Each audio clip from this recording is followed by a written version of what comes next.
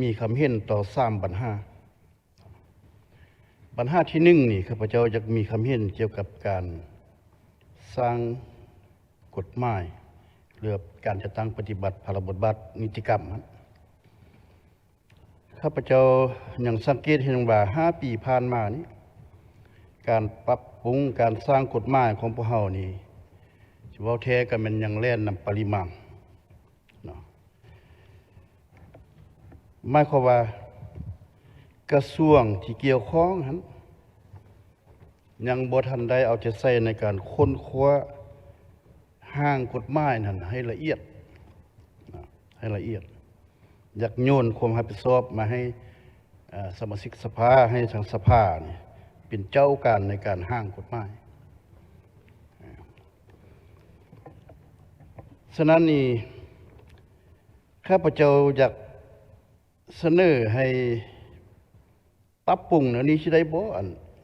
แผนสร้างกฎหมายของสภานี่นะบ่อยากให้ว่านะอันว่าแผนสร้างและปรับปรุงกฎหมายของสภาแห่งชาตินะข้าพเจ้าบ่อยากให้ว่าข้าพเจ้าจะให้ว่าแผนรับห้องเอาการสร้างและปรับปรุงกฎหมายนี่จะได้บ่เพราะคันว่าแผนสร้างกฎหมายแล้วก็ปรับปรุงกฎหมายของสภาก็หมายความว่าสภาจะเป็นผู้รับผิดชอบเฮ็ดเบิดทุกอันจุดนี้นี่จะให้เอาใจใส่ให้เข้าใจว่าจะเป็นรัฐกฎหมายใดนี่มันก็มีหลายองค์ประกอบนะแต่สำคัญกฎหมายนั้นต้องรัดกุมศักดิ์สิทธิ์สามารถจัดตั้งปฏิบัติอย่างเข้มงวดบ่หมายความว่ามีกฎหมายหลายจะเป็นรัฐกฎหมายมันบ่แม่นเท่านั้นอันนั้นข้าพเจ้าจะให้เอาใจใส่ดื่มเนาะหมายความว่าจะให้เน้นการสร้างของภาคส่วนเกี่ยวข้องนั้นเป็นต้นต่อมาผ่านสภานี้ก่อนที่มาผ่านการประชุมสภาแห่งชาติแท้ๆนี่ก็ควรผ่านกรรมาธิการอยู่สภาซะก่อนเนาะมาฮอดคณะประจำสภาแล้วก็มาฮอดการประชุมสภาอันนี้แล้วมันหลายกฎหมายนี่มันมาอาศัยแต่สภานี่มีคำเห็นอันนั้นมันปัญหาที่1ปัญหาที่2นี้ข้าพเจ้าอยากให้สภาแห่งชาติเอาใจใส่ข้อปรับปรุงกงจักรของสภาแห่งชาติก็คือสภาป่าสนแขวงโดยเฉพาะแม่นจะปรับปรุงแนวใดให้กงจักรของสภาแห่งชาติและสภาป่าสนแขวงนี่มีลักษณะสืบทอดต่อเนื่องพวกเราเห็นนำกันแหละว่าระยะผ่านมาเนี่ยพวกเราเฮ็ดบ่ทันได้ดีเนาะบ่ได้ดีอยู่บ่อนใดหลายแขวงนี่ข้าพเจ้าสังเกตเห็นว่าอยู่ดำระดับการนำของสภาแขวงนี่บำนาญหรือว่าทึกยกย้ายไปบ่อนอื่นหมดผู้สิมาเฮ็ดนั่นแม่นผู้มาหมดคันว่าฝึกนี่ก็จะฝึกเริ่มต้นอีกมั้ยต่อไปนี่หมู่บ่ช่วยอีก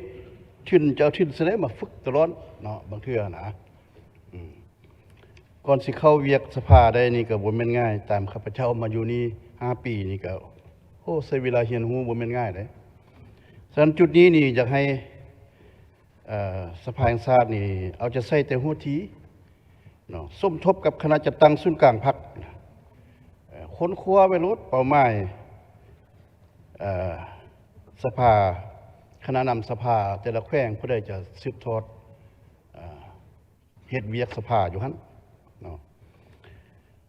อันนี้แล้วมันออกหมดมาใหม่สมัครมาใหม่อันนี้มันเฮาบ่มีลักษณะสืบทอดนอกจากนั้นก็ให้สมทบมีแจ้งการให้แขวงหั่นเกี่ยวกับการจะปรับปรุงซับซ้อนสมาชิกสภาแห่งชาติคณะนำของสภาแขวงแต่ละแขวงครับอันนี้ข้าพเจ้าได้ยินข่าวว่าบางแขวงนี่ก็คณะนำของสภาซึ่งเป็นสมาชิกสภาหมู่สิเอาไปอยู่บนอื่นแล้ว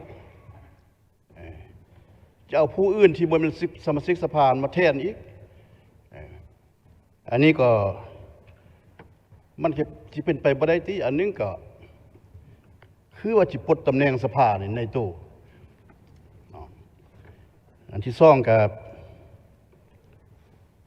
ซับผู้มาหันมาก็บ่เฮ็ดหน้าที่ได้ดีบ่ดีก็เสียบทบาทอีกข้าพเจ้าอยากเสนอให้พร้อมกันปรึกษาหารือกันไว้แต่หัวทีอันนี้นะเนาะสภาพมันเป็นอันนั้นเด้บางแพร่งข้าพเจ้าได้ยินว่าซับไปอยู่ห้องว่าการหั่นอีก 4-5 เดือนจักสิเฮ็ดหยังก็บ่ทันฮู้อันนั้นมันอยากเสนอคณะจำสภาแห่งชาติเนี่ยเอาจะใส่ปัญหานี้ตื้มปัญหาที่3นี้ข้าพเจ้าอยากมีความเห็นต่อกับการเคลื่อนไหวเวียกงานต่างประเทศโดยเฉพาะเป็นการเคลื่อนไหวของคณะมิตรภาพรัฐสภานี่ก็มีหลายคณะเคลื่อนไหวแต่ก็ยังมีหลายคณะได้บ่เคลื่อนไหวนี่ก็อ้างแต่ว่าบ่มีงบประมาณข้าพเจ้าคิดว่ามันก็บ่จำเป็นนะอันว่าเป็นคณะมิตรภาพรัฐสภาเราจะต้องได้ไปประเทศนั้นตัวอย่างสิบางเทื่อเฮาก็มีการประชุมกันมีการวางแผนหรือว่าได้เคลื่อนไหวเวียกก็แจ้งให้คณะนะครับหูอันนี้ก็เป็นการเคลื่อนไหวแล้วแต่บางกรณีนี่บางคณะรัฐสภานี่สมาชิกสภานั่นก็ยังบ่จื้อสมตัวเองสังกัดอยู่คณะใดย้อนว่าบ่ได้เคลื่อนไหวหั่นแหละเนาะตัวนี้นี่ข้าพเจ้าจะให้เอาใจใส่เนาะคิดหลายก็มีการประชุมกันจักเทื่อบ่ปรึกษาหารือเวียกกันหรือว่าหมู่ได้เคลื่อนไหวก็รายงานสภาพเวียกที่ได้เคลื่อนไหวนั้นให้การรับทราบ